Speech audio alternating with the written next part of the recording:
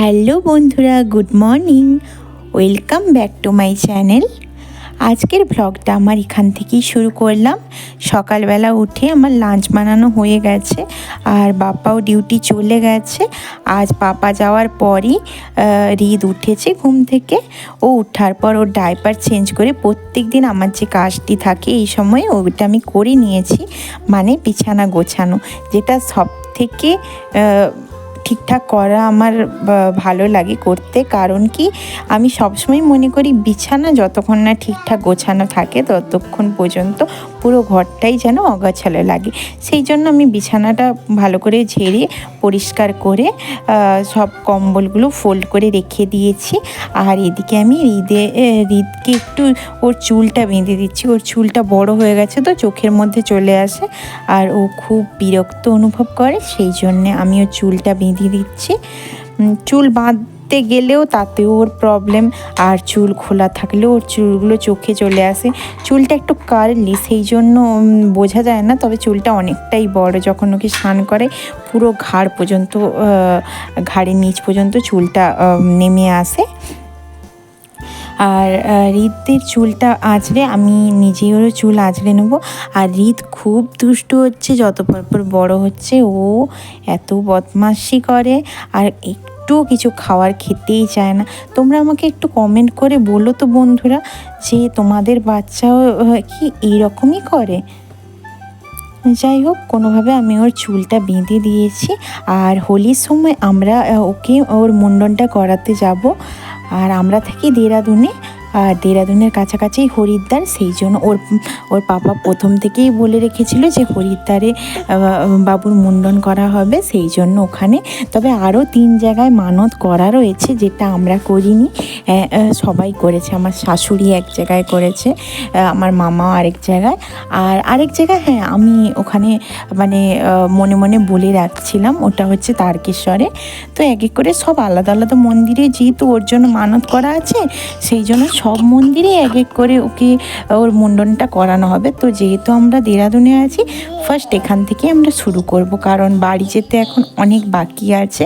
ততদিনে হৃদের চুল অনেক বড় হয়ে যাবে, আর সামনে গরমকাল আসছে, ও খুবই কষ্ট পাবে। সেই জন্য আমরা প্রথমে এখানে হরিদ্বার থেকেই শুরু করছি।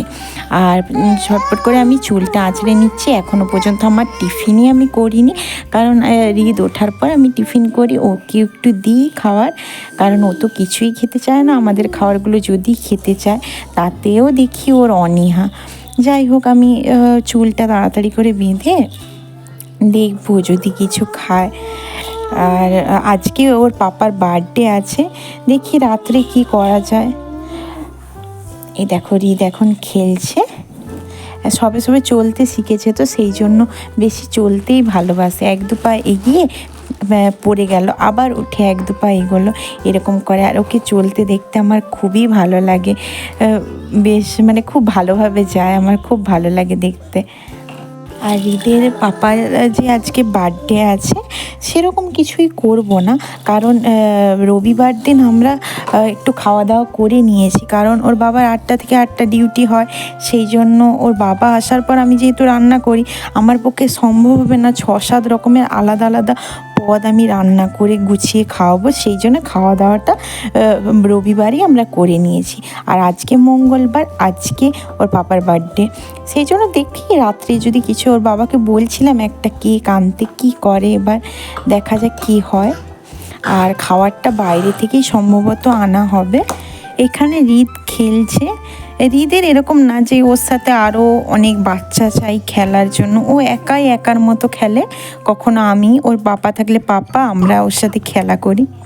এখন বাজে রাত 9টা, বাপ্পার 8টায় ছুটি হয়েছে। ও ডিউটি থেকে ডাইরেক্ট বাজারে গেছিলো কেক নেওয়ার জন্য, তবে ফ্রেশ কেক না পাওয়ার জন্য কেক আনেনি, পেস্ট্রি নিয়ে আসছে।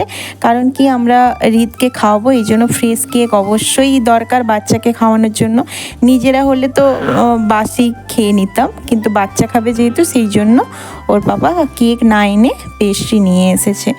আর হৃদ কিছুক্ষণ আগে জাস্ট ও টয়লেট করেছে, ওকে প্যান্টটা পরাতেই ভুলে গেছি। কেক দেখে ও লাভ ছাপ খেয়ে চলে আসলো, আর ওর বাবা খাওয়াতেও শুরু করলো, সেই জন্য ওর প্যান্টটা পরানো নেই, একটু ইগনোর করবে তোমরা।